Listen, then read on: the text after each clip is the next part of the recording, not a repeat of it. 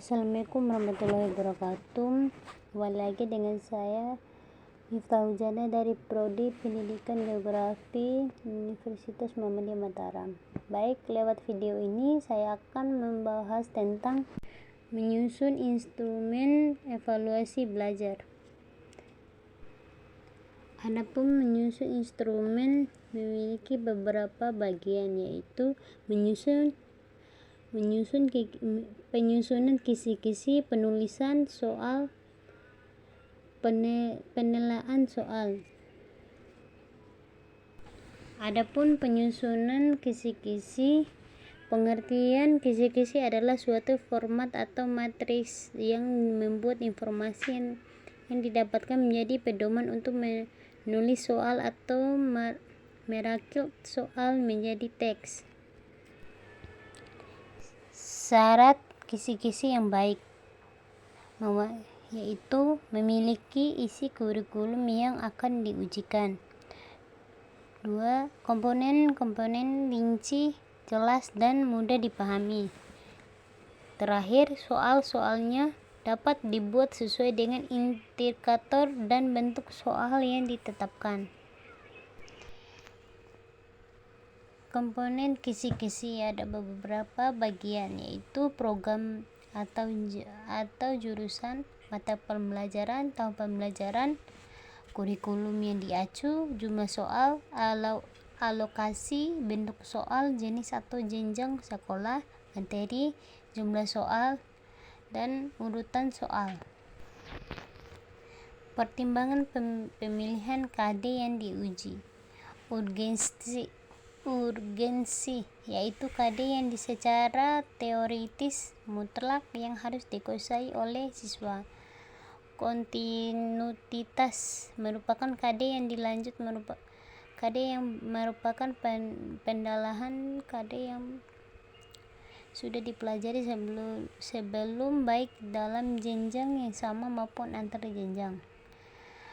Keterpakaian KD harus merupakan KD yang memiliki keterapan tinggi dalam sehari-hari. Kriteria indikator yang baik. 1. Memuat ciri-ciri TP yang hendaknya diukur. 2. Memuat suatu kata kerja operasional yang dapat diukur, khususnya untuk soal uraian dapat lebih dari 1. 3. Berkaitan erat dengan materi berserta SK dan KD. 4. Dapat dibuat dengan soal atau bentuk yang telah ditetapkan dalam kisi-kisi. Langkah-langkah penulisan soal. Langkah-langkah penyusunan soal. 1. Persiapkan kumpulan bahan, sumber, dan referensi yang relevan. 2. Baca standar kompetensi mata pelajaran secara konvensi. 3. Jabarkan standar kompetensi menjadi indikator, tuangkan pada lembar kisi-kisi. 4. Tuliskan butir soal berdasarkan indikator pada lembar spesifikasi bahan ujian. 5. Buat 2 set soal berdasarkan satu kisi-kisi yang sama. 6. Melakukan telaan soal yang menggunakan kartu yang telah 7. Perbaiki soal yang kurang baik berdasarkan hasil telaan soal sekaligus penentuan naskah utama atau cadangan. 8. Buatlah jawaban soal normal penskoran sesuai dengan petunjuk serta tabel konferensi secara terpisah. 9. Konsultasikan dan mintalah pengesahan pengawas. Kaidah penyusunan soal.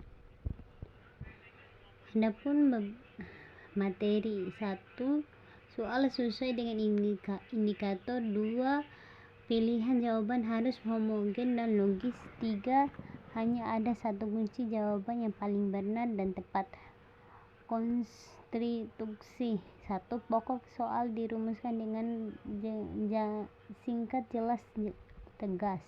2. Rumus pokok soal dan pilihan jawaban harus merupakan pertanyaan yang diperlukan. 3 pokok soal yang tidak beri petunjuk dan kunci jawaban. 4 pokok soal tidak menggunakan pernyataan yang bersifat negatif ganda. 5 gambar, grafik, tabel, diagram, dan sejenis dan sejelas dan berfungsi. 6 panjang rumusan pilihan jawaban relatif sama. 7 pilihlah jawaban, jangan menggunakan pertanyaan yang membunyikan semua jawaban di atas salah atau semua jawaban di atas benar dengan sejenisnya.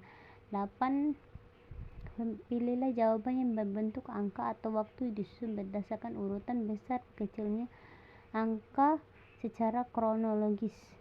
9 butir jangan gantung pada jawaban soal yang sebelumnya. Penelaan soal.